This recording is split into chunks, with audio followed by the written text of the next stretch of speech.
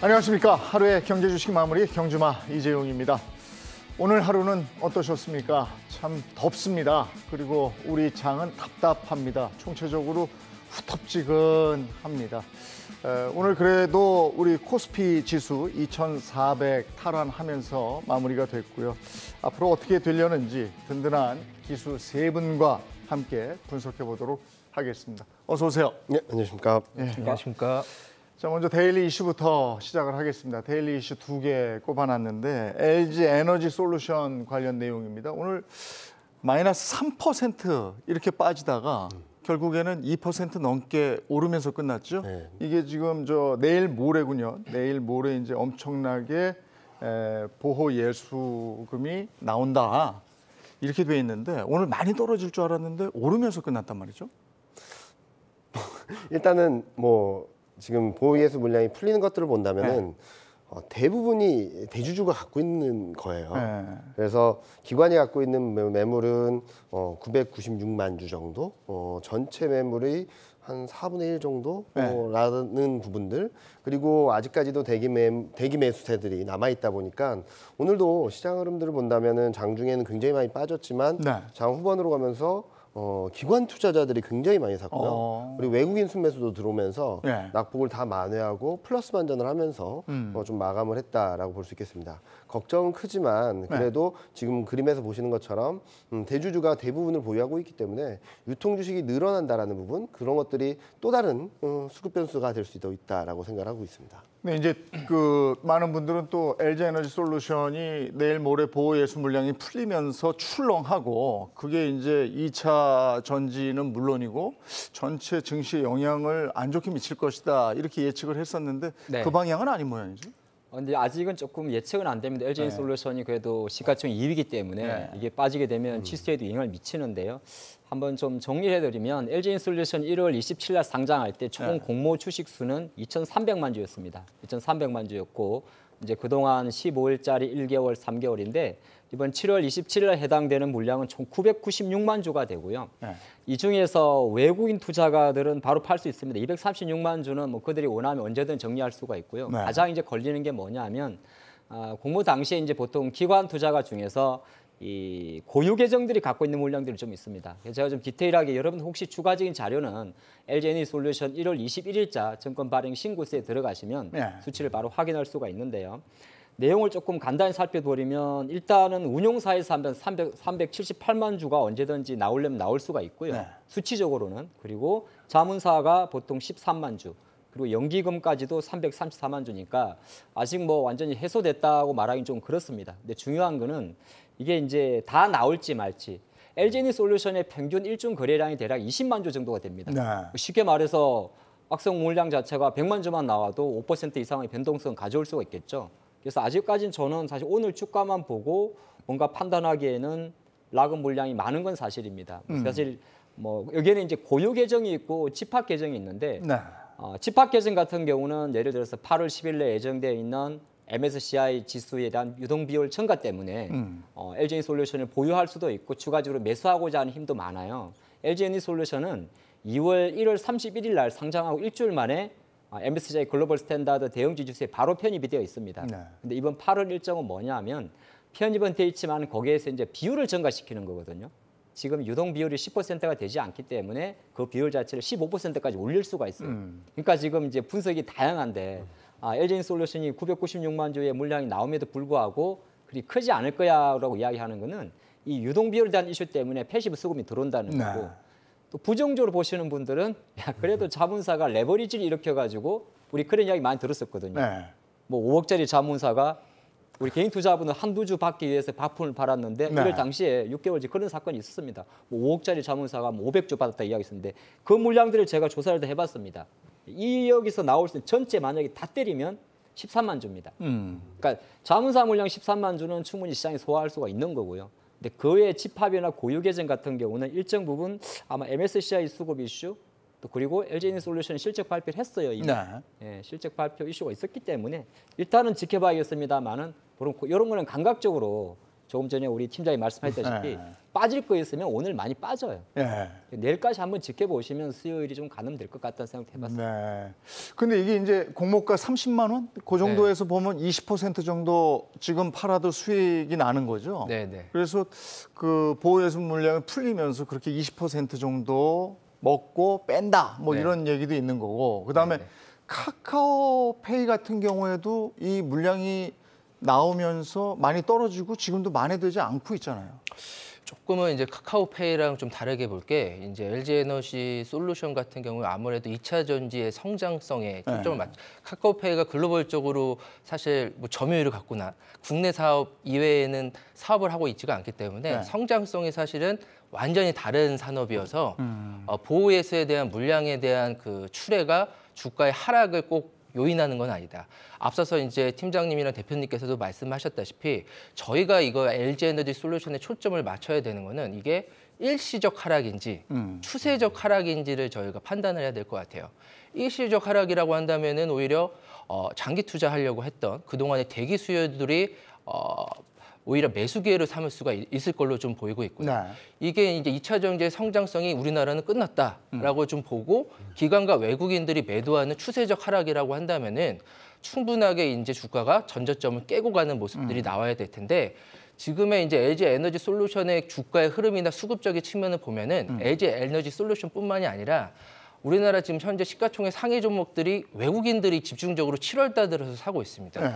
LG 에너지 솔루션 같은 경우는 7월 7일부터 외국인들이 매수세를 보여주고 있고 네. 우리나라 증시 같은 경우에는 보통 7월 이제 5일부터 이제 첫 매수가 들어오고 나서 한 2주 정도 한 달 동안 좀 매수를 했는데 지금은 단지 이제 보호예수에 대한 물량적인 게 저희 초점을 맞춰야 되는 게 아니라 지금 한국 증시가 싼데 외국인 입장에서는 뭐부터 사야 될지에 대한 네. 고민, 그래서 지수를 방어하는 역할. 두 번째로는 이제 2차 전지의 성장성에 대해서 충분하게 가능성이 있다라고 좀 베팅하고 있는 기관과 외국인의 투자 매력도로 저희가 파악해야 되지 조금은 이제 카카오페이랑은 네. 다른 성격이다. LG엔솔 2차 전지 영향가 있다. 네, 좀 더 갈 테니까 네, 네. 이걸 지금 팔 때는 아니다 이렇게 네. 판단한다고 보시는 건데 제가 카카오페이하고 비교를 했습니다만 다른 거 있잖아요. 다른 것도 이렇게 물량이 나왔을 때 네. 보호예수 해제됐을 때 그때 어떻게 갔어요? 대부분 안 좋았습니다. 그러니까 대부분 안 좋았기 때문에 지금 이것도 안 좋을 것 같은데 이렇게 생각하잖아요. 근데 아까 조금 전에 말씀드렸듯이 뭐 그때는 다르고 이건 다르냐 볼 수 있는데 네. 뭐 예를 들어서 SK 바이오팜이라는 회사가 있어요. 예. 이미 상장돼서 거래되고 있는데 사실 상장되고 나서 보호예수 물량 3개월, 6개월 나오고 나서 지금까지 뭐 거의 몰매를 맞고 있고 네. 어떻게 보게 되면 넷마블도 마찬가지고 SK 아이테크놀도 마찬가지인데 통상적으로 이제 대량 규모의 물량이 나오게 되면 우리가 오버행 이슈라고 이야기를 합니다. 그래서 네. 주가가 좀 눌려져 있는데 아까 이제 조금 2차 전지에 대해서 그나마 좋게 보는 거는 이제 산업에 대한 성장성에 대한 이슈가 좀 있는 것 같아요. 네.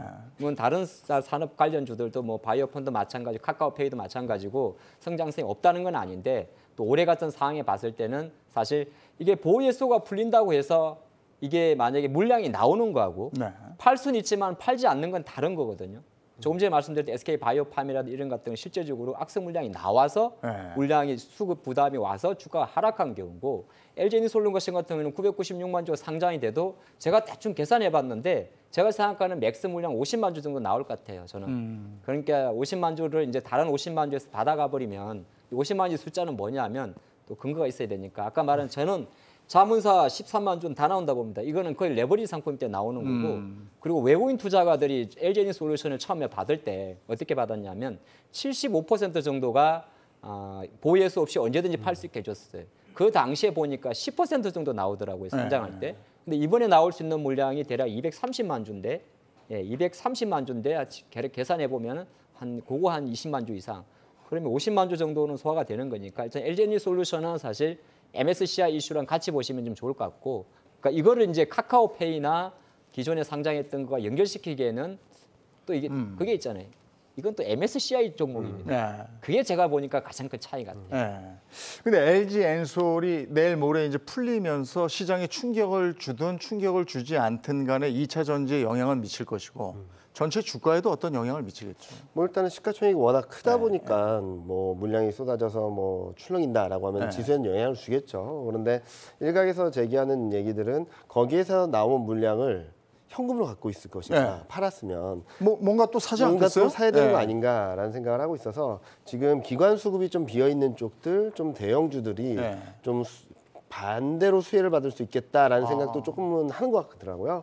그래서 솔직히 말씀드리면 이 물량이 풀리는 거지 이 물량이 나오는 건 아닙니다. 팔 수 있는 기회를 주고 팔 수 있는 여건이 만들어지는 것이지 자 이게 다 나옵니다라고 말씀드리기는 굉장히 어렵거든요. 네. 그리고 또 앞서 말씀하셨던 것처럼 MSCI 이벤트, 그러니까 이 종목이 굉장히 기회가 좋았던 게 바로 MSCI 대형주에 들어갔기 때문에 수급적으로도 여러 가지가 맞물려 있거든요. 그래서 단순하게 보호예수가 풀리니까 매물이 나올 거다라는 것 외에도 MSCI 관련된 물량들이 오히려 들어올 수도 있는 그런 기회가 될 수 있거든요. 이런 것들을 종합적으로 고려해봤을 때 일단은 중립 이하의 변수는 될 수 있겠지만 그렇다고 해서 많은 분들이 걱정하셨던 것처럼 시장에 충격을 주고 주가에 엄청난 충격을 줄 가능성은 아직까지는 좀 제한적이다라고 생각하고 있습니다. 네. 자, 그러면 이번에는 카카오 얘기를 좀 할게요. 카카오 게임즈 관련 소식도 저희가 데일리 이슈로 담아봤는데요. 자회사 분할에 대한 얘기가 있어서 이게 지금 저 라이온 하트 스튜디오 인기 게임 오딘 만든 회사인데 아니 계속 이러네요. 이게 꼭 이래야 되는가 이런 생각이 또 들거든요. 아 이게 진짜 카카오가 왜 그러는지 네. 저도 조금은 이해는 안 가는데 뭐가 그렇게 해야만 되는 이유가 있는 모양이죠, 이 회사는? 지금 이제 카카오 게임즈의 대부분의 60에서 네. 거의 뭐 70% 이상이 오딘의 그 매출과 영업이익을 좀 차지하고 있는데 그 이번 분기에 저 네. 깜짝 실적이 주역이라면서요, 이게. 그렇죠. 네. 근데 이게 중복 상장이 되다라고 한다면은 네. 아무래도 이제 카카오 게임즈가 모회사 역할을 또 할 수밖에 없고 네. 모회사 역할을 한다면 우리나라 특성상 또 할인을 가져갈 수밖에 없기 때문에 중장기적으로 좋을 일은 별로 없을 것 같아요. 그렇죠. 좋을 일은 별로 네. 없을 것 같아서 이게 이제 상장을 한다라고 했으니까 상장을 할 가능성 거의 뭐 100%라고 좀 네. 보여주고 있는 상황에서는 오히려 카카오 게임즈를 갖고 있는 주주분들은 판단을 조금은 심각하게 앞으로 주가의 변동성에 의해서 할 수밖에는 없는데 네. 아직까지는 뭐 상장하려면 기간들이 좀 뭐 한 6개월 정도 남아 있다라고 좀 보여주고 있으니까 어느 정도 남아 있기 때문에 그거에 대해서 주가가 좀 어떻게 출렁일지는 모르겠지만 네. 아 글쎄요 제가 이거를 어떻게 말씀을 드려야 될지 상당히 조금 어렵어요. 주가적인 측면에서는 상당히 좀 안 좋습니다. 아니 근데 늘 말씀이 카카오 게임즈에서 이 오딘이 빠지면 안고 없는 찐빵이다 이렇게 표현들을 하는데 그리고 이게 뭐 사조나돼요? 찐빵도 안 됩니다.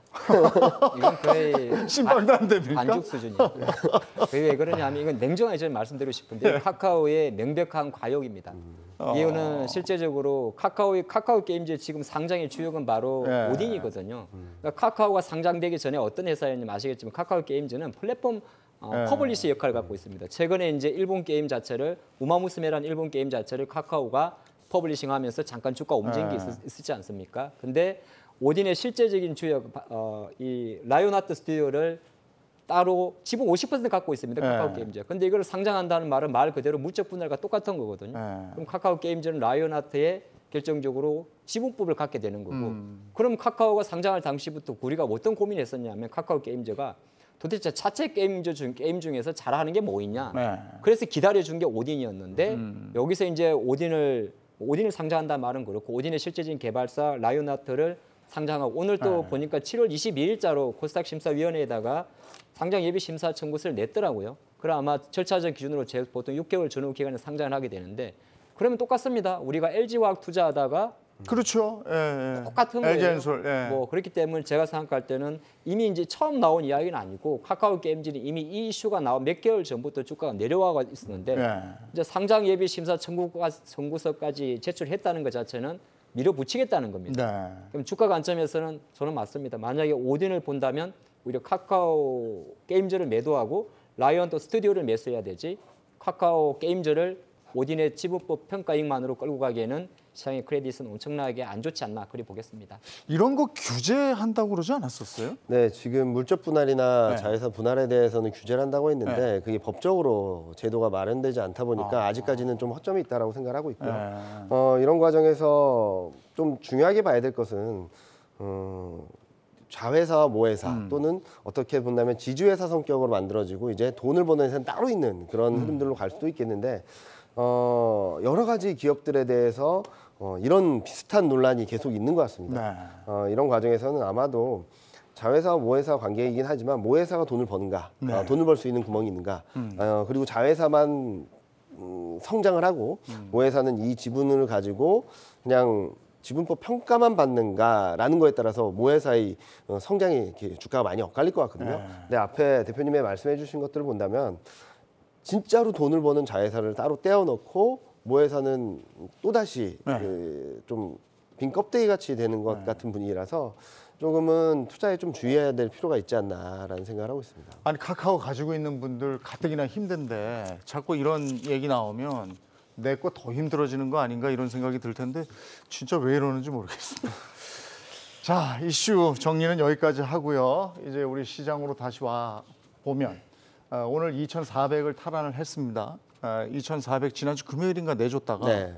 오늘 다시 탈환을 했어요. 왔다 갔다 하는데 글쎄 이걸 어떻게 봐야 됩니까? 바닥을 다지고 있는 거로 봐야 됩니까? 지금 뭐 새로운 현상이 나타나는 걸로 봐야 됩니까? 어떻게 해야 됩니까? 일단은 코스피 2,300에서 100포인트 정도는 네. 올라왔고요. 네.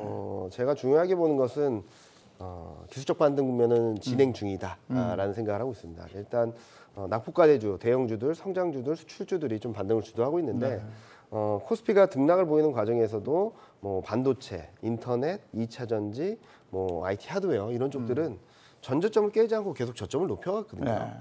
이런 과정에서 최근 들어서는 자동차까지 좀 붙어주면서 시가총액 초대형주들이 시장을 끌고 가고 있는 네. 모습을 보여주고 있거든요. 물론 이 안에서 등락이 반복되면서 좀 불안감들을 조성하기도 하지만 저는 최근 반등을 하고 있는 반도체, 자동차, 인터넷, 2차 전지 업종들이 전저점, 직전 저점을 깨지 않는 한 당분간 기술적 반등은 좀 더 이어질 수 있다라는 말씀을 드리고 있고 이런 분위기는 아마 7, 8월 정도까지, 8월 정도까지는 네. 지속될 것으로 예상을 하고 있습니다. 근데 이럴 때 오늘도 그렇지만 개인들이 던졌단 말이에요. 그러면 이거는 손절이냐 익절이냐. 근데 이 정도 지수에서 익절이 많을 것 같지는 않고요.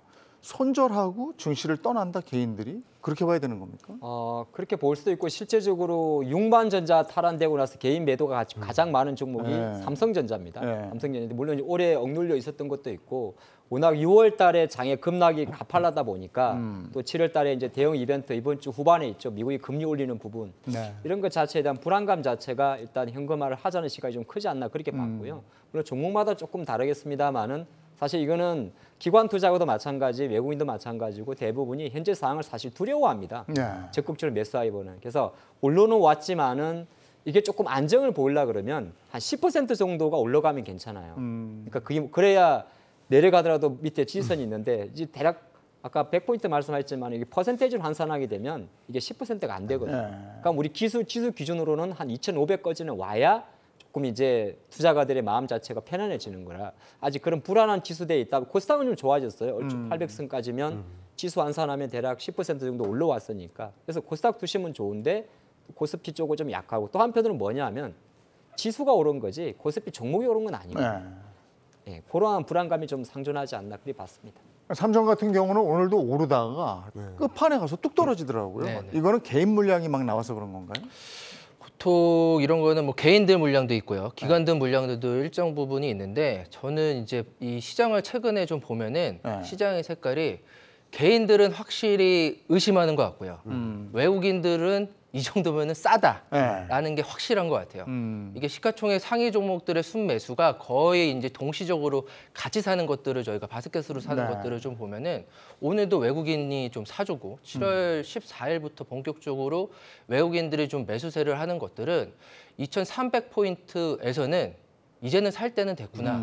이게 전반적인 그런 개별 기업에 대한 그런 그 실적에 대한 이슈 노이즈보다는 우리나라 이제 한국 시장에 대한 그런 밸류에이션 측면에서부터 무조건 사자라는 의심이 사자라는 확신들이 좀 생겨날 것 같고 앞서서 말씀하셨던 이제 대표님께서 개별 종목들은 그나마 근데 오른 것들이 좀 많지는 않아요. 네. 섹터별로 뭐 성장주가 올랐다가 뭐 이런 뭐 이슈가 있는 뭐 방상주들이 올랐다가 뭐 엔터 미디어 종목들이 딱 돌아가면서 좀 올라가는데 그 중에 하나 이제 중심목이 있는 것들은 시가총액 상위 종목들은 올라가고 있구나. 저점을 확인하고 올라가구나 있거나를 보면은 2,300은 단기 바닥인 거는 맞구나라고 네. 저는 생각을 하고 있습니다. 근데 이제 하도 경기 침체에 대한 우려도 많고 그리고 지금 2,400인데 여기서 2,000까지 더 떨어진대 뭐 이런 얘기들도 많고 그래서 개인들은 막 겁나니까 지금이라도 조금 팔고 기다릴까 이런 분위기도 있는 거거든요. 네. 근데 경기 침체에 대한 얘기를 우리 저 미국 시간으로 24일이었죠. 그 제닛 앨런 재무장관이 경기 둔화는 맞지만 경기 침체 진입한 건 아니다. 이렇게 얘기를 했어요. 이걸 어떻게 평가하면 좋을까요? 맞는 말이에요. 많은 분들이 경기 침체 하니까 진짜 경기 침체로 가는 것 같다라는 생각을 많이 이게 하시는데 무섭거든요. 뭐 GDP 성장률을 본다 하더라도 네. 한국도 여전히 플러스권이죠. 전년 대비. 네. 그리고 유럽도 여전히 플러스권입니다. 그리고 산업 생산, 소매 판매 여러 가지 경제 지표들을 본다면 전년 대비 여전히 플러스권이거든요. 네. 무슨 말이냐면 경기가 둔화되는 건 맞아요. 굉장히 네. 높았던 상황에서 둔화되는 건 맞지만 아직까지 마이너스 성장은 아니라는 거죠. 일각에서 제시했던 1분기 미국 GDP 성장률이 마이너스였지 않냐라고 한다면 미국 소비라든지 투자라든지 이런 지표들은 굉장히 좋았는데 대외 여건으로 인해서 수출입이 굉장히 네. 부정적이었기 때문에 많이 안 좋았던 것이고 2분기도 좀 비슷할 거라고 생각합니다. 그렇기 때문에 여러 뭐 제논 연준 의장뿐만 아니라 블러드 연은 총재라든지 여러 경제학자들이 경기 침체를 경고하면서도 일각에서는 아직은 아니다. 근데 경기 둔화는 맞지만 경기 침체는 아직까지 확인할 수 있을 만한 데이터는 많지 않다라는 거죠. 그래서 저희도 기술적 반등을 말씀을 드리는 아까 말씀하셨듯이 2,300을 단기 바닥으로 기술적 반등이 예상된다라는 말씀드린 이유는 투자 심리는 이미 2008년 수준까지 갔거든요. 네. 그러니까 시스템이 붕괴되고 경기 침체가 심각했던 상황까지 심리적 위축이 있었다면 이 제는 연준 재무장관이 말했던 것처럼 아직은 아니다라는 시그널만으로도 투자자들은 우리가 경기 침체라고 생각했는데 아직은 아닌가봐라는 것들로 좀 심리적으로 안도감을 찾지 않을까 그런 흐름들이 반등의 동력이 되지 않을까라는 생각을 하고 있습니다.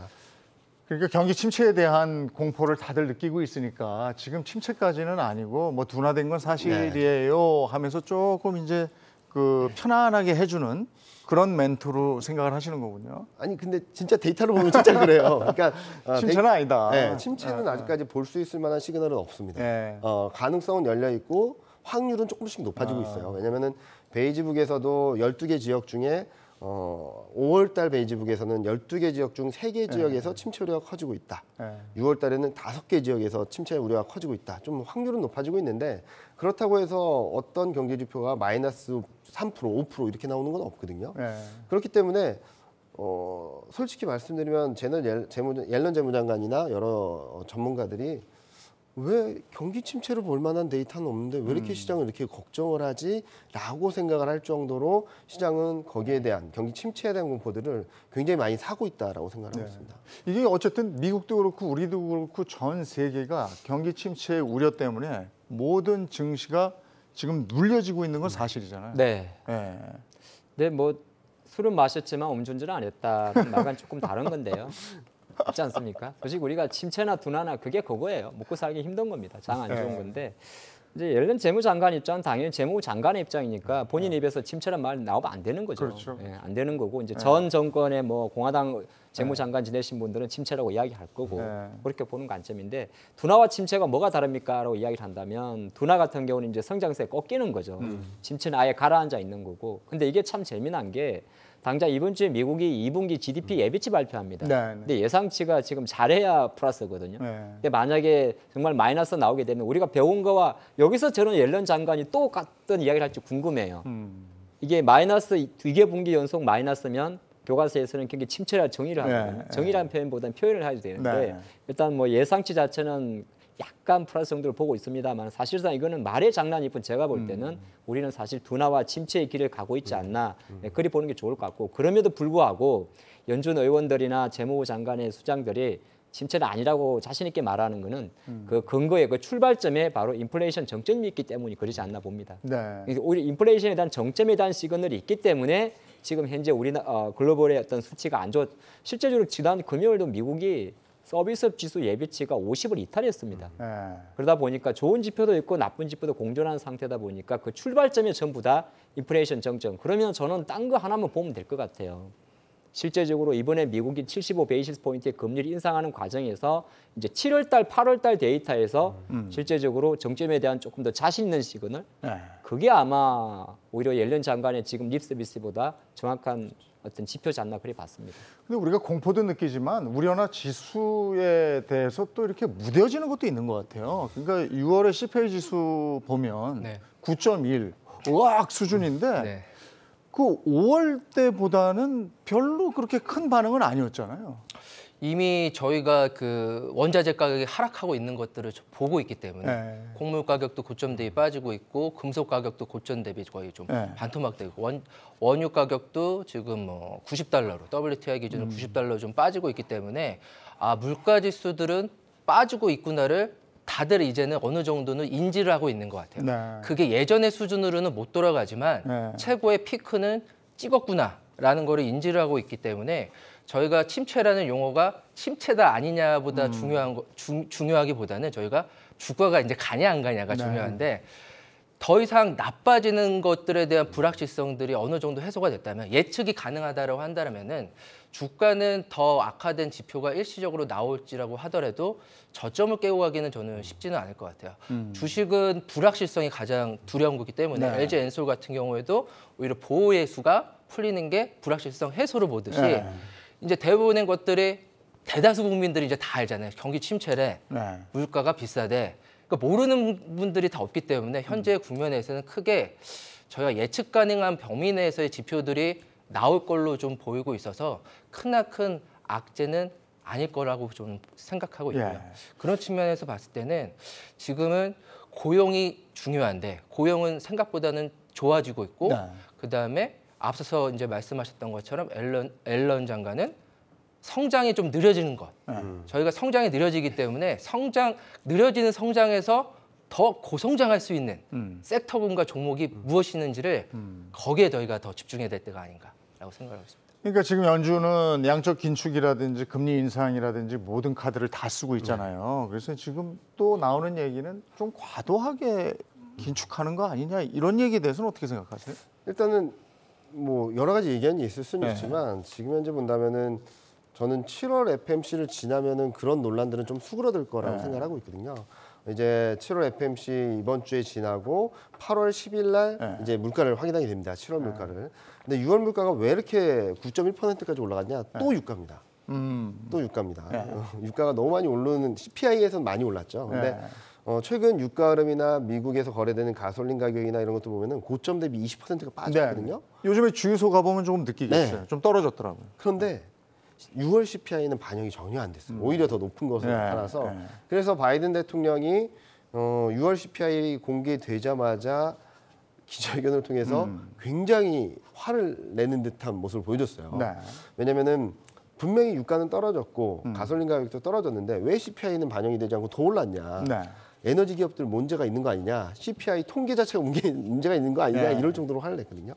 그런 것들을 봤을 때는 이제 눈으로 보여진다는 거죠. CPI에서는 시차도 존재하고 여러 가지 반영되는 과정에 있어서 좀 오류가 있을 수도, 시차가 존재할 수는 있겠지만 우리가 보는 그리고 느끼는 물가는 떨어지고 있다라는 네. 것들 때문에 시장에서는 좀 더 안정을 찾고 있다라고 생각하고 있고 이번 달 7월 FMC까지는 75피를 할 수 있다라고 생각합니다. 네. 그런데 이제 이번 연준 금리 인상 사이클에서 본다면 이번 사이클에서 2.5%포인트를 올렸습니다. 네. 지금까지. 네. 근데 연준의 미국 중앙은행의 목표치로만 본다 하더라도 이제 남은 건 1.3%포인트예요. 네. 앞으로 지금까지 왔던 것보다 앞으로 남은 게 반도 안 되거든요. 네. 그렇게 본다면 연준의 과잉 긴축에 대한 부담들은 지금 아직까지 남아 있고 경제에 어떻게 반영되는지는 봐야 되겠지만 앞으로 금리 인상 사이클에 있어서는 금리 인상 속도나 강도는 이제 7분응선을 지났구나라는 생각을 할 수 있는 전환점이 아마 7월 FOMC가 되지 않을까라는 생각을 하고 있습니다. 그 지난 상반기를 되돌아보면 악재는 악재대로 증폭이 돼서 반영이 네. 됐고 호재는 그냥 묻혀버리는 그런 상황을 우리가 봤잖아요. 네. 그만큼 다들 공포에 놀래고 떨었는데 이제 앞으로 선순환의 흐름이 이어지려면 어떤 점들이 해결이 되고 어떤 점들이 이어나가줘야 되는 거예요? 아마 현대차 실적 발표에서 조금 요 힌트를 얻었을 것 같아요. 네. 그러니까 시장이 조금 선순환 되려고 그러면 호재에 반응을 해야 되거든요. 그러니까 지금 미국 기업들도 테크주 실적 발표하고 있는데 이제 달러가 지금 약간 약세로 가고 있습니다. 네. 달러의 DXY 기준으로 한 108 정도에서 내려오고 있는데 자 이런 상태에서 어느 정도 뭐 경기가 나쁘고 실적 나쁠 거는 다 알고 있는데 이러한 상황에서 이제 달러가 약한 상태에서 오히려 미국 테크주들의 실적이 좋게 나오는 것도 있습니다만 전망치가 좋게 나오는 거 그리고 기업 입장에서도 실적에 대한 전망 자체가 긍정적일 때 주가는 선순환으로 반응을 하는 거거든요. 지금 이 화면으로 보고 있는 요 어떤 경제 메커니즘의 공식은 사실 깨져 있어요. 그게 네. 나쁜 장이고 좋은 장은 이제 어느 정도 앞으로 실적이 좋을 거야 그렇게 하면 좋아지는 건데 가장 제가 좀 바라본 것 중에 하나는 뭐였냐면 실제적으로 미국에서도 이제 보게 되면 에너지 가격들의 가격이 떨어지고 있다는 겁니다. 네. 떨어지고 있다는 거고 CPI를 바라보는 미국 정부의 입장과 PC 물가지수를 바라보는 연준의 입장은 조금 다르단 말이에요. 모든 지표 같은 경우도 조사 기관마다 조금 다르다 보니까 원자재 가격 떨어지고 있고 달러 약한 흐름으로 가게 되면 미국 테크주 실적 좋아집니다. 저는 가장 시장에서 이번 주에 7월 말에 가장 좋게 본 게 11년 만에 금리 인상을 단행한 ECB, 그러니까 유럽 중앙은행의 금리 인상에 글로벌 증시가 오히려 눈도 깜짝 안 한 걸 보고 이건 사실 저는 그 부분 되게 신경이 쓰여 있고 이게 왜냐면 2008년도도 비슷한 사건이었어요. 사실 가만 놓고 보면 리만 금융 사태부터 폭락을 하다 보니까 그때 이제 버냉키 의장입니까? 헬리콥터 머니로 돈을 풀어서 경제 살려놨는데 사실은 그 후유증이 결정적으로 유럽에서 왔었거든요. 한 2, 3년 있다가. 그래서 이번 같은 경우도 많은 투자자분들이 그런 걸 좀 염려했었어요. 만약에 또 하나의 돌발 악재가 나오면 뭘까? 그걸 사실 유럽을 좀 남유럽 국가를 집었었는데 그게 지금 시장에서 아직까지는 그렇게 노이즈가 안 나와요. 그러니까 이런 어떤 흐름 자체가 일정 부분 뭐 바닥이란 말은 조금 섣부르고 그러니까 정점에 대한 가능성을 계속 높여가지 않나 그걸 좀 보시면 좋을 것 같습니다. 지금 우크라이나도 곡물 수출길 막혔다가 이제 수출을 한다고 얘기를 들었고 유가는 아까 말씀하신 대로 조금 잡혀가는 듯한 느낌이 있고 유가하고 곡물이 잡히면 아무래도 인플레이션에 영향을 덜 받지 않겠습니까? 예, 지금 3분기까지는 실적들이 기업들이 좀 안 좋아질 수는 있으나 이제 본격적으로 뭐 4분기 내년부터 반영되는 기업들한테는 상당히 좋은 게 이미 판매 가격은 다 높여놨는데 판매 가격이 떨어뜨릴 일은 거의 없거든요. 그러면 마진이 상당히 벌어졌구나. 그럼 식품주가 괜찮겠네요. 그렇죠. 그리고 그렇다라고 한다면은 이제 마진이 벌어진 상태에서 저희가 가장 크게 봐야 될 것은 큐그로스가 어느 섹터에서 나오냐.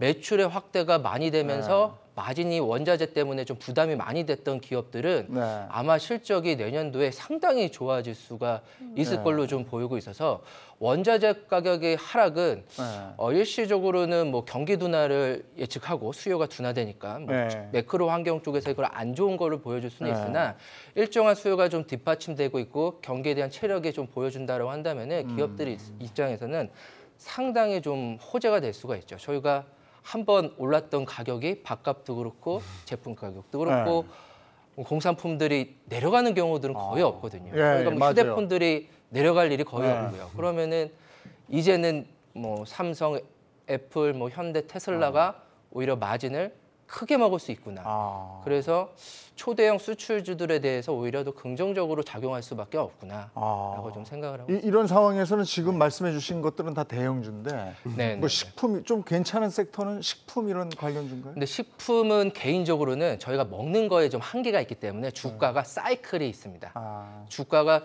예를 들어서 주도주라고 한다면 신고가를 고점을 벗기고 올라가고 있는 모습들이 좀 보여야 되는데 어느 정도 일정 부분에 대한 그 상승세는 있을 수는 있으나 피익으로서에 대한 상승세는 있을 수는 있으나 저희가 먹는 거에는 또 한계가 있기 때문에 그게 이제 다른 쪽으로 또 전이가 될 수 있어서 오히려 원재료 가격에 때문에 좀 많이 부담이 됐던 그다음에 물류비 때문에 되게 고통을 받았던 기업들이 상당히 수혜가 받을 수밖에 없을 걸로 좀 보이고 있고요. 그런 것들이 보통 자동차 회사들이 상당히 많죠. 운송비가 많이 들고요. 그다음에 타이어 같은 경우에는 원재료 가격들의 부담들이 상당히 있었고요.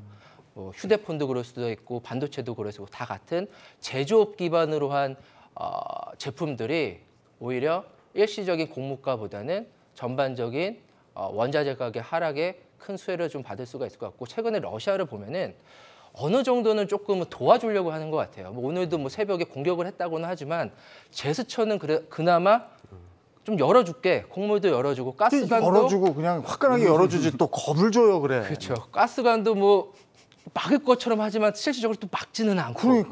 그러니까 한번 까불지는 말아라라고 하는 그런 모습들을 보면서 어느 정도는 자기네들이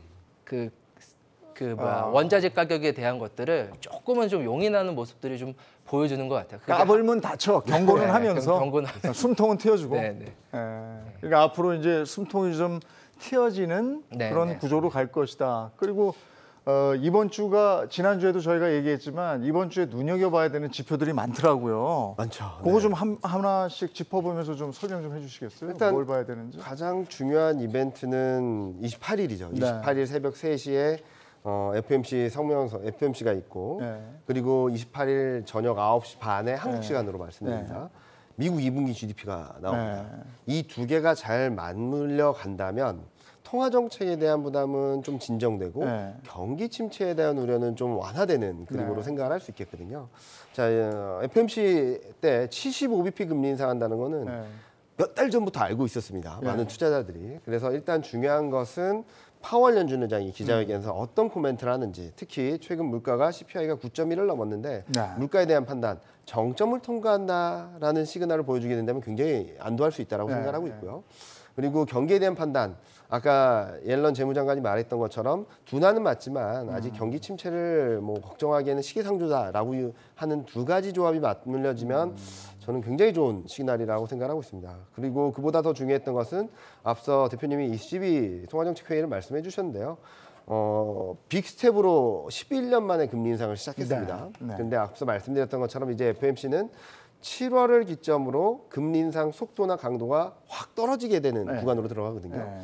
그러면은 이 엇갈리는 통화정책 강도에 대해서 저는 달러가 좀 반응을 할 수 있다고 생각합니다. 그동안 달러 인덱스가 굉장히 급등을 했는데 그 기저에는 유로화가 굉장히 급락을 했었거든요. 예. 그런 부분들, 경기 침체에 대한 부분들은 좀 진정이 되는 상황에서 통화 정책이 좀 22는 좀 상대적으로 강해지고 그리고 연준은 상대적으로 좀 약해지는 그런 그림이 나오게 된다면 달러 인덱스가 당분간은 좀 안정을 찾을 수 있다라고 생각하고 있고요. 그리고 또 여기에서는 기본적으로 달러 인덱스가 좀 진정되기 위해서는 경기 침체가 아니라는 시그널이 있어야 되겠죠. 네. 그동안 아틀란타 연준에서 발표하는 2분기 GDP 성장률 전망이 마이너스 1.6이었습니다. 그래서 많은 분들이 1분기도 마이너스, 2분기도 마이너스니까 경기 침체야라는 생각들을 많이 하셨는데 이게 조금만 플러스만 반전을 해줘도 경기 침체에 대한 걱정이 너무 앞서갔나? 라는 생각을 좀 할 수 있다고 생각하고 있고요. 또 하나는 이제 독일, 유럽, 그리고 한국 GDP 성장률이 2분기 GDP 성장률이 이번 주에 다 발표됐거든요. 네. 전반적으로 플러스 성장입니다. 전분기 대비로도 플러스, 전년 대비로도 플러스. 이렇게 된다면 한때 과격하게 들어왔던 유럽은 경기 침체로 간다라는 걱정들이 좀 진정되면서 이 또한 달러가 좀 안정될 수 있는 변수거든요.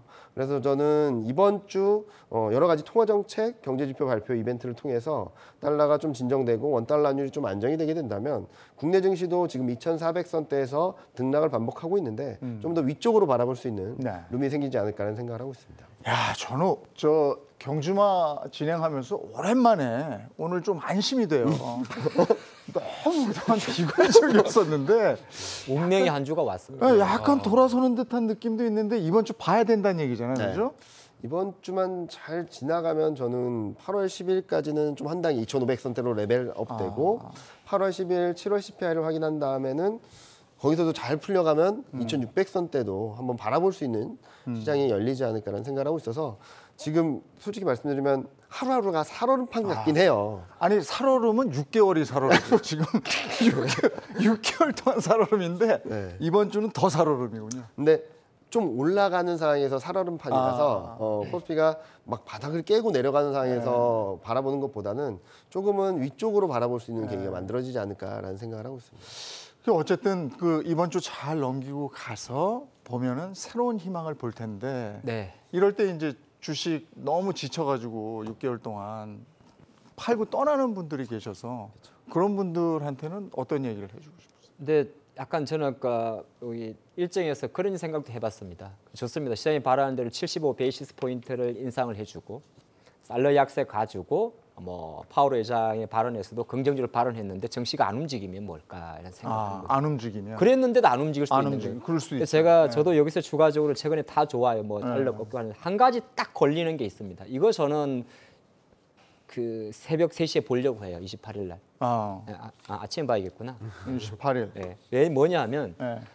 경기 침체를 나타내는 많은 지표 중에 하나가 2년물하고 10년물 국채 스프레드입니다. 지금 다른 건 다 좋아요. 유가도 좀 꺾여 있고 달러도 약세 뭐 108에서 106, 엔화도 사실 138원에서 지금 106엔 초반입니다. 한 가지 딱 안 꺾인 게 뭐냐면 이 10년물 미국의 국채 금리가 지금 2.8% 밑으로 내려갔는데 여기에 이제 역전 현상이 계속 유지가 되고 있습니다. 지금 20 베이시스 포인트 정도가 돼요.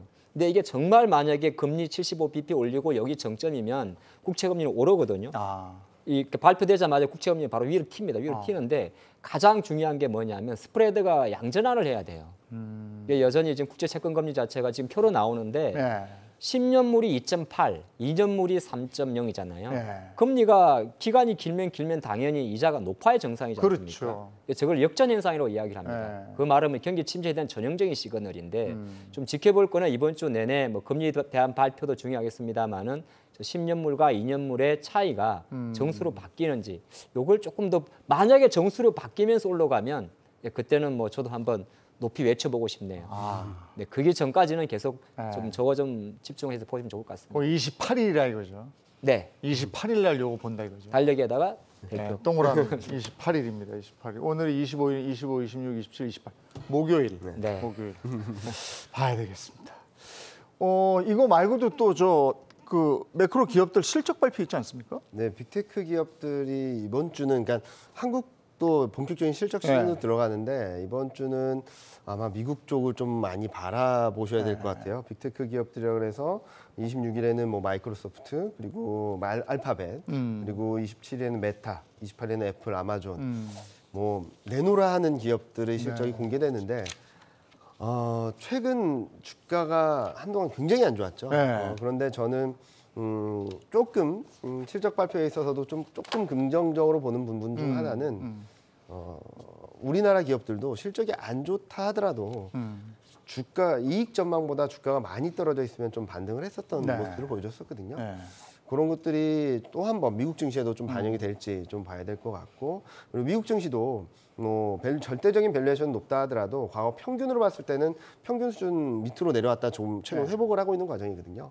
이런 그림들을 감안해 봤을 때 실적이 완전 쇼크 수준만 아니라면 좀 또다시 좀 긍정적인 변화를 기대해 볼 수도 있지 않을까라는 생각을 하고 있어서 좀 중립보다 조금 긍정적으로 바라봐도 되지 않을까라는 예상을 하고 있습니다. 미국의 주가는 실적이 진짜 제대로 반영이 되는 주가던데요. 네, 그래서 미국을 선진 시장이라고 이야기를 좀 하죠. 예. 근데 그게 왜 그러냐면 그 미국 기업들이 가격 지배력을 갖고 있기 때문입니다. 그러니까 넷플릭스 같은 경우도 사실 넷플릭스의 이번 주 실적은 테이프를 잘 끊어줬어요. 구독자 수가 감소를 했음에도 불구하고 맞아요. 기대치 200만 명 감소보다는 덜 감소했다니까 바로 화답을 하는 모습이었고 그래서 지난주 때 스냅챗 이슈 자체로 메타나 이런 기업들이 빠진 것 자체는 사실 약간 심리가 만들어낸 이슈라 보고 있는데 지금 말씀하셨다시피 마이크로소프트, 알파벳 이게 대부분의 미국 테크주입니다. 망이라 표현을 하잖아요. 이게 미국 S&P 기업들의 전체 한 뭐 20% 이상의 절대치를 갖고 있기 때문에 이번 주 마이크로소프트나 알파벳, 메타, 애플 뭐 이 기업들의 현재 실적 전망은 그리 좋지는 않습니다. 사실. MS 같은 경우도 감원 이슈가 있었는데 시장에서는 MS도 그래도 아마존처럼 이게 제가 항상 미국 기업 이름이라 좀 영어가 헷갈리긴 한데 그 클라우딩 컴퓨터 사업이 있습니다. 아주르라고 이야기합니까? 에이주 이렇게 표현하는데 그러니까 마이크로소프트도 사실 클라우딩 사업부에 좀 포커스를 맞추자는 시각이 많고요. 조금 염려하는 부분이 이제 28일 날 그러니까 미국 시간으로 28일이니까 우리나라 금요일 날 실적 발표가 반영될 바로 애플입니다. 애플은 지금 의견이 왔다 갔다 해요. 이거 상해 봉쇄 있었지 않느냐. 그래서 2분기 아이폰 판매량 자체가 좀 둔화될 수 있지 않겠느냐. 그리고 한 2, 3주 전에 애플이 브룸버그 통신을 통해 가지고 내년도 일부 사업에 대해서 뭐 비용 지출하는 것에 대해서 사람 고용하는 것에 대해서 딜레이 할 수 있지 않겠느냐. 그러한 이슈가 있기 때문에 애플이 실적 발표에서 기대도 있습니다만은 또 불안감도 좀 있는 건 사실입니다. 그래서 그러다 보니까 오히려 미국에서는 어떻게 평가하냐면 최근에 모건 스탠리는 아예 화제 전환을 시켜가지고 애플이 만약에 구독 서비스를 한다면 시가총액 1조 달러 정도는 증가시킬 거야. 그렇게 이제 이게 기업들이 지금 미국 기업들이 생각보다 실적이 안 좋게 나와요. 보통 지금까지 발표된 기업들이 5년 기준으로 77% 정도가 서프라이즈가 나오는데 네. 지금까지 발표된 미국의 기업들 지난주까지 기준으로 보니까 68%밖에 되질 않아요. 그러니까 현재로서는 컨센보다는 잘 나옵니다만은 컨센의 비율은 최근 5년보다는 낮습니다. 네. 그러다 보니까 오히려 시장에서 부외적인 요인으로 이걸 커버리지 한다면 저는 오히려 MS, 알파벳, 메타, 아마존 메타 같은 경우도 엄청난 페널티를 줄 것 같아요. 네. 핸디캡을. 약간 긍정적으로 보시는 게 낫지 않나 그 생각해봤습니다. 자, 미국 한번 돌아봤고요. 우리나라 돌아보면 우리나라는 지금 순환매 계속 연속인 것 같아요. 네. 돌아가면서 오르고 떨어지고 하는데 이게 언제까지 지속될까요? 당분간은 계속될 것 같습니다. 당분간은 7, 8월, 뭐 9월 달까지도 특별한 주도 섹터가 없고 네. 시가총액 상위 종목들은 천천히 계속 오를 것 같고 돌아가면서 계속 올라서 특별하게 주도주는 없다. 주도 그러니까 섹터는 없다. 소위 얘기해서 잘 올라타야 된다는 얘기인데 그걸 그쵸. 참 개인들이 판단하기가 어려워서 말이죠. 지금 그나마 이제 저희가 주식을 살 때 네. 추세가 있는 거를 사자라고 이제 말들을 많이 하잖아요. 네. 추세라는 것은 연속성이라고 뜻할 수가 있는데 저희가 개인 투자자들이 연속성을 바라볼 수 있는 것들은 이런 수급적인 측면에서 기관과 외국인들이 지속적으로 사주는 업종인가 첫 번째. 네. 두 번째는 저가가 전반적으로 저점을 좀 높여가면서 주식들이 상승하는 게 종목군으로 좀 형성이 되어 있는가. 네. 한두 종목이 아니라 군집군대로 섹터가 같이 움직이는 것인가. 그런 것들은 일시적으로 뭐 음봉이 나와서 빠진다고 하더라도 주가가 추세적으로 올라가는 모양들의 힘들이 보여지거든요. 그런 것들이 이미 7월 달부터 보여주고 있습니다. 미디어 콘텐츠는 이미 한 달 내내 네. 주가의 그런 방향성과 지수의 방향성과 상관없이 올라가고 있고요. 방산도 이번 주에 이제 지난주에 이제 그 폴란드발 영향으로 인해 가지고 대량 거래 대금들이 한번 방산주로 돈이 싹 들어왔거든요. 이런 것들을 이번 주부터 저희가 눈여겨볼 필요가 있어요. 이게 추세가 지속이 되고 있는지 네. 아니면 일시적인지를 주가적인 측면에서 볼 필요가 있을 걸로 좀 보이고 있고 자동차도 실적으로 신호탄은 쐈지만 네. 외국인과 기관들이 러브콜을 좀 받고 있거든요. 네. 그나마 매출은 조금 뭐 판매 대수는 생각보다 좀 덜 나왔을지언정 매크로만 조금만 좋아지면 이거는 뭐 이것만큼 믿을 때는 또 없다라고 좀 생각을 하고 있어서 이거 왜 오를까 해서 이렇게 보면은 이제 가장 중요한 건 외인이 들어와야 그게 오르는 거더라고요. 근데 지난주, 지지난주 외인들이 좀 들어오고 있잖아요. 이건 어떻게 보십니까? 본격적으로 들어오는 겁니까? 그냥 한번 맛을 보는 겁니까? 일단 3주 연속 순매수했거든요. 3주 연속이고. 네, 3주 연속 순매수는 2월 달 이후 처음이고요. 올해 2월 달 이후 처음이고 또 특징적인 것은 매주 순매수 규모가 계속 늘어나고 있습니다. 네. 근데 재밌는 게 딱 두 가지에 좀 포인트가 맞춰지는 것 같아요. 첫 번째로는 낙폭과대, 네. 대형주, 낙폭과대 대형주 플러스 내수주, 통신, 음식료, 그리고 유통 이런 쪽을 사고 있는데요. 3주 연속 사는 것은 반도체, IT 하드웨어, IT 가전, IT 업종들을 주로 사고 있고요. 그리고 통신, 음식료, 그리고 유통 쪽도 계속 사고 있습니다. 네. 일단 투 트랙으로 간다라고 볼 수 있겠죠. 싼 업종, 싼 종목, 그리고 뭐 방어할 수 있는 업종 사는 것으로 보고 있는데 그럼 왜 이렇게 사는가? 첫 번째로는 원달러율이 많이 오르긴 했지만 아까 말씀드렸던 것처럼 유로화가 급락을 함에 따라서 달러가 올라갔고 거기에 따라서 원달러율이 같이 동반해서 올라갔다는 측면 때문에 한국 증시, 한국만의 이유 때문에 원달러율이 오른 게 아니다라는 거. 그리고 지지난주부터 특징적인 것은 본격적인 실적 시즌 들어가니까 실적 전망 하향 조정이 멈췄고 지난주에는 현대기아차 덕분에 실적 전망치가 올라갔습니다. 네. 그러니까 지금 2,300이면 굉장히 싼 거 아니냐라는 인식을 하기 시작했다라고 생각하고 있어서 좀 저평가된 실적보다 주가가 낮아진 종목들을 좀 사고 있다라고 생각하고 있고요. 이런 분위기가 아마 앞서 말씀드렸던 이번 주 FMC 2분기 GDP 성장률 발표 그리고 해외 빅테크 기업들의 실적을 확인하면서 조금 더 달러율이 안정되고 실적이 더 나쁘진 않다라는 시그널만 들어온다 하더라도 외국인 순매수는 당분간 좀 이어지지 않을까라는 예상을 하고 있습니다. 근데 이 상황에서 개인하고 외국인들의 엇박자 이 부분은 어떻게 생각하세요? 뭐 늘 그래와서 아니 근데 이게 잘못되면 네. 지난 장에서는 개인이 그래도 승리를 했잖아요. 네. 근데 이번 장에서 개인이 무너지면 안 될 것 같아가지고. 잘 버티셔야 되는데 예. 각박하니까 그런 것 같고 사실 제가 그 생각을 해봤거든요. 외국인들이 왜 계속 살까? 지금 약간 이번 주 퍼즐이 되게 재미날 것 같습니다. 저는 그렇게 보면 외국인 아까 말씀 샀는데 사실은 전기전자 많이 산 거거든요. 네, 반도체. 네, 반도체죠. 그럼 이게 타이밍적으로 지금 미국 정부에서 지금 반도체 지원 법안 통과가 아마 오늘 미국 시간으로 25일 오늘 상원 그리고 이제 주 후반 중중반 정도에 하원까지 통과될 확률이 높습니다.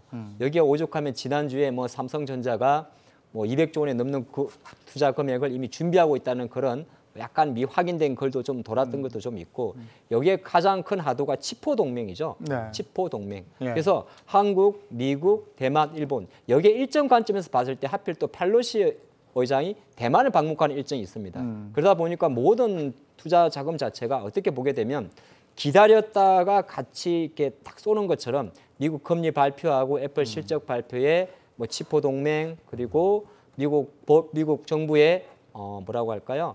그 반도체 지원에 대한 확정안 이런 게 다 이번 주에 몰려 있기 때문에 제가 생각할 때는 선침해주름 들어왔지 않나 볼 수 있고 개인 투자가들이 판 거는 아쉽게도 이게 삼성전자이기 때문에 네. 거꾸로 놓고 보면 삼성전자 주가는 외국인들이 보통 올립니다. 올린다는 말 자체가 이제 외국인이 매수하면 오르는 게 삼성전자인데 네. 아직까지는 지분율이 50%가 안 돼요. 알겠습니다. 예. 여기서 지금 시간 조금 남았는데 그 국내 실적 발표 일정도 한번 좀 보죠. 차장님이 소개 좀 해주시겠습니까? 예.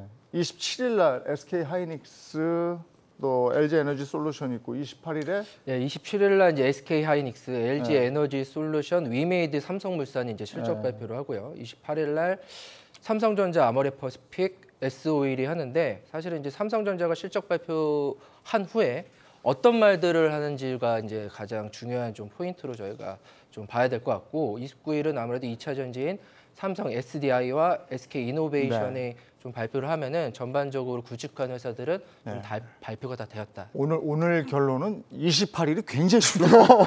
28일을 눈여겨봐라 이거는. 이 저 증시에 요즘 나오는 얘기 하나만 해드리고 마무리하겠습니다. 밀림의 왕이 사자인 이유는 밀렸을 때 샀기 때문이다. 이게 요즘에 증시에 퍼지는 얘기라고 그러네요. 자, 내일 다시 찾아뵙겠습니다. 경주마 오늘은 여기까지 하죠. 고맙습니다.